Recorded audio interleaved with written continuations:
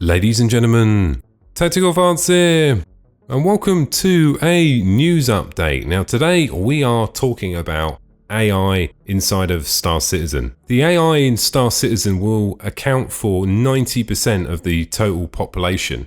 I genuinely believe that Star Citizen are going to have to get these AI working very, very well, because not only will you see them in the missions, you're going to see them on the planets, on shops, and even the wildlife as well. I've played many games in the past where I've always critiqued the AI and found it a little bit irritating, particularly when you understand how the AI works and you know how to deal with them. That becomes very, very frustrating and just becomes a little bit repetitive. So on the basis that there will be so many AIs, Star Citizen really need to make these AI dynamic in a way that repetition doesn't happen and each encounter is different, so it doesn't become predictable and boring. For example, one mission could be a distress beacon from an AI. That AI could be hostile, he could be friendly, he might need medical treatment. So what that means is one particular mission could have maybe 5, 6 types of sort of base variables. There is also another interesting feature to make the encounters slightly different each time. Firstly, if you do a mission for an AI and you do it, let's say, successfully 3 or 4 times, there might be a chance that that AI gives you a superior mission maybe, that gives you more cash. Now Star Citizen are going for a reputation system, and that's based on yourself and also the organization you're in as well. So when you encounter an AI, they will also take into account your own reputation and the organization reputation, then determines the mission you get.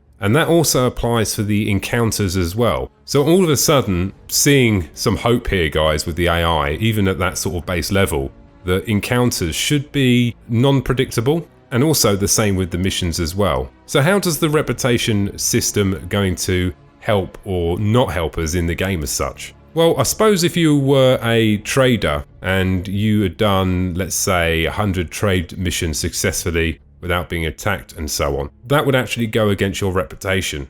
Now, if you wanted to be a crew member on another ship, then they would be able to see your reputation before they hire you. That could reflect the salary you're paid depending on the role you're physically doing. In the same way that if you wanted to hire a pirate or a bandit or someone to do some bad stuff, and you probably want them to have a bad reputation because you want them to go and kill someone. So encompassing all of this together, this basically determines how the conversation and the missions are delivered and the encounters as well, which I think is really, really good because now you're moving away from that repetitious AI. I think Star Citizen had to go down this route really, particularly when there's so many AI and they are trying to create one of the best space sims out there. And with so many AI in the game, if it were to fail on the AI, that's quite a high percentage of the population. And keep in mind, the AI will also be balancing the economy as well. Let's say, for instance, a mission was run to point A to point B. If it come under attack X, Y, and Z times, the AI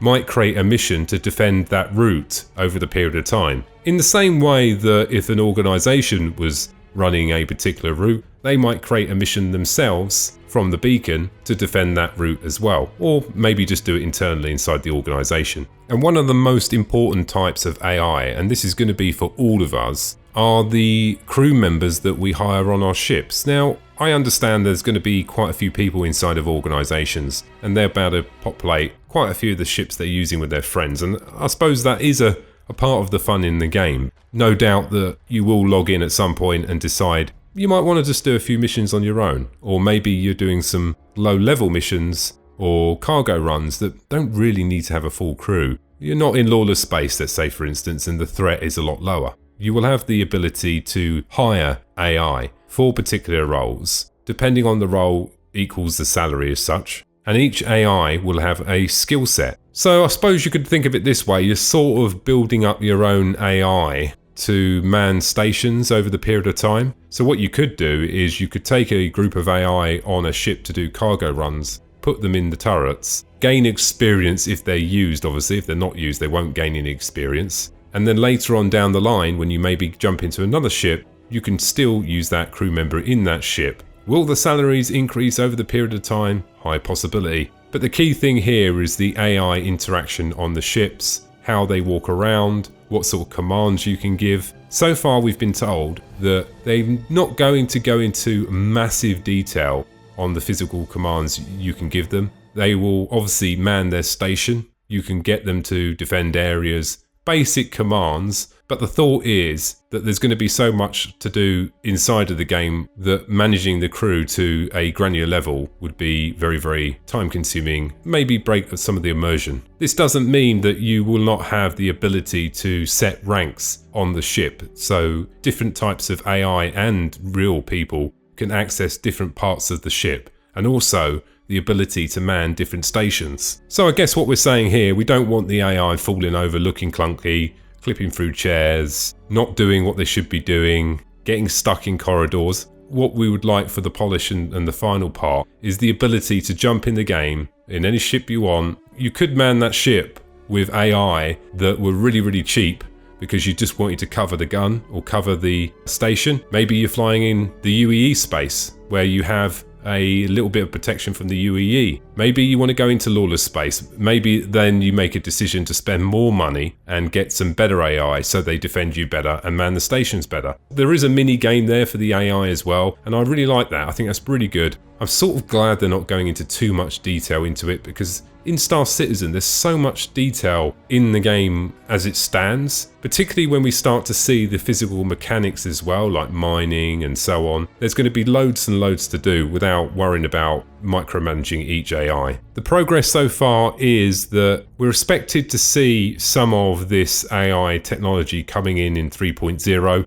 They're looking to create fluid AI that pathfind correctly and smoothly interact with objects. That sounds great, guys. If they can do that, that'd be absolutely brilliant. I mean, there'll be a lot of people out there that maybe don't use AI, but I think as you scale up on larger ships, that it's going to be a must-have. Secondly to that, keep in mind, big population of AI, so encounters you have along the way, we want it to be a journey you're going on rather than a sort of a repetitious conversation and interaction with the AI. Bigger the ship that you get and the higher the rank of the position, the bigger the salary for that role. Now this also leads into a player's journey as well, because if a player works his ranks up through the ship over a period of time, doing missions for other players, he could then earn a salary of maybe a sub-commander or man a large station, earning good money working on someone else's ship. That is really, really cool. And I believe in Star Citizen there will be a lot of people working in roles, doing jobs, possibly without even using their own ships. It's a good way to interact and get on and jump on some of these larger ships as well. So the overall objective is to create some high quality content and missions. And in some cases, the AI will have their own life. Not all of them will do, but some of them will do. They will go into their day-to-day tasks, flying around.